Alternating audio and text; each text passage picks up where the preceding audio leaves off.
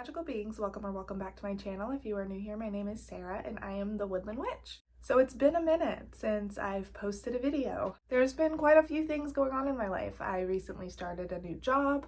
I was in Ireland for some time, which I promise I will be sharing that trip with you. It's a lot of footage, a lot of stuff to go through. And I've really just been kind of adjusting to a new schedule and getting acclimated to being back home. And we are in the holiday season, so this is a time for me to really spend time with my family and my daughter, but it feels good to be back. So in today's video, I wanted to talk about my Yuletide celebrations. We have made it to the winter solstice, the longest night and shortest day of the year. Now, as we know, this also marks the start of the 12 days of Yule. My Yuletide traditions have shifted a lot over the years.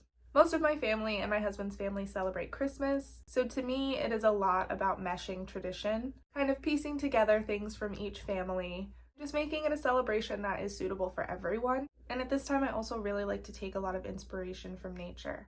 That's something I do anyway, but especially at this time of year, I think we can all take inspiration from what's going on with nature and the world around us. You can see that the plants, the animals, and nature as a whole is taking a much needed rest. So this time for me is really about rest, rejuvenation, not forcing anything. It is also a time for release for me as well. Snow magic is very prevalent. It symbolizes cleansing, rejuvenation, purification. So I spend a lot of time during this season just reflecting on this past year, all of the things that have happened, all of the lessons that I've learned, all of the things I've achieved. And I really just like to sit with that. We see nature around us just effortlessly going into this season of hibernation and rest. And I really like to do the same around this time of year.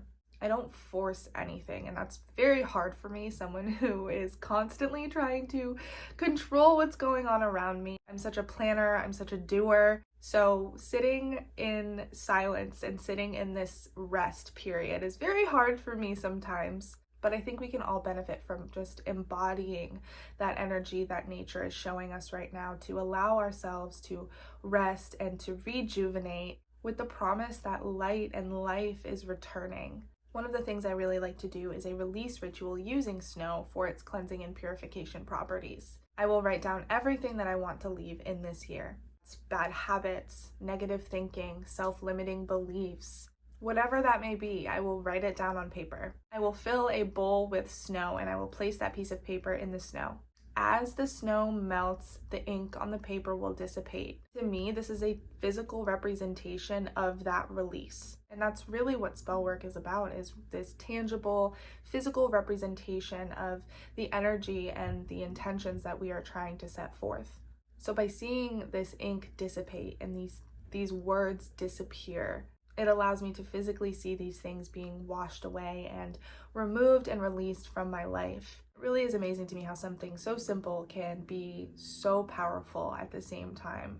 So I really like to focus on release at this time and rest and rejuvenation and just letting myself be replenished energetically, creating space and opportunity and room for these new things to come forth and letting things flow just naturally as they are. And like I said, that's really something that we can really take inspiration from in nature right now. So effortlessly gone into this resting period, but it knows that there's potential for light and life to come back in the spring. And as we hit the winter solstice, we are now officially moving towards the warmer part of the year. The sun is making its return, its light is coming back. So I like to reflect and stick with these themes throughout the winter season. One of the traditions I have utilized in my practice over the years is crafting of a Yule log. The crafting of a Yule log was originally a Nordic tradition and adapted into other European cultures, and it became a pretty big staple when it came to celebrating Yule.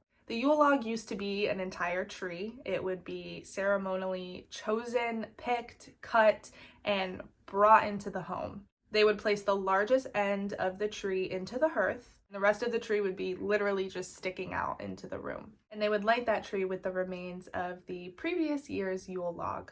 It was very sacred to keep the ashes and continue this tradition in the following year. These remains would be slowly fed into the fire as this tree would continue to burn for the 12 nights of Yule. Nowadays, we see the Yule log as just a single log that is usually used as a centerpiece on an altar space or on a kitchen table, even on a mantle space above a fireplace. They're now crafted with candles and flora that is corresponding with the season. Pine, cedar, pine cones.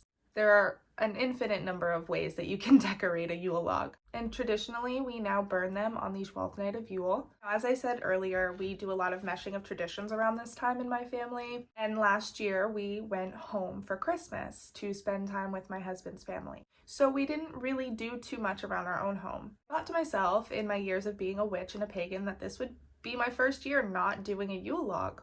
So I wanted to adapt that tradition in a way that I would still be able to have the same essence that comes from having a Yule log, but also portable. I had seen oil lamps crafted before to be used as gifts and things like that, and I had the bright idea to create this oil lamp with all of the things that I would traditionally use for my Yule log. And this allowed me to still be able to go home and spend Christmas with my husband's family, but carry on the traditions that I hold in my own practice and in my own home. All you need is a mason jar, an oil of your choice. I personally like to use olive oil or canola oil just because you can see through it a little better, and it really accentuates the other items that you might want to put into your Yule log oil lamp.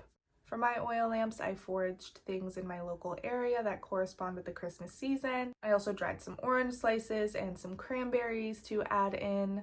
What I really love about these oil lamps is it's essentially also a candle spell.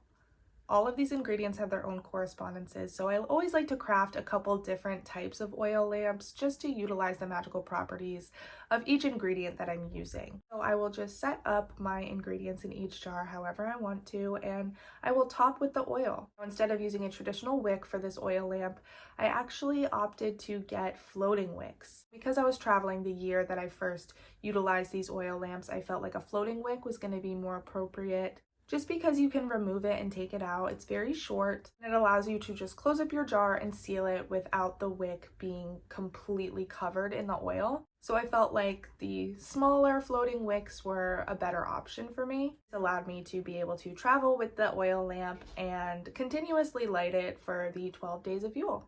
Now with these oil lamps, you can continuously add oil to them however long that you choose. These oil lamps are so festive and so simple to make. And I think it's a really great way to incorporate this tradition of having a Yule log in your home, especially for people who may not have a fireplace or who have small children and pets running around. And you can deck them out and make them just as festive as you would a traditional Yule log. All right, everyone, a happy winter solstice to you and a merry Yule. I hope you are finding time to rest and recharge this holiday season, allowing yourself to just flow. I am excited for the warmth and the light and the return of the sun, and for life to come back after a much needed rest. I did announce that my shop will be closed for the remainder of the year. I have some new goodies brewing in our Cottage and Hearth collection, which will be launching this spring. But for now, it is time to rest. Happy solstice and a very merry Yule, and I will see you all in the next one.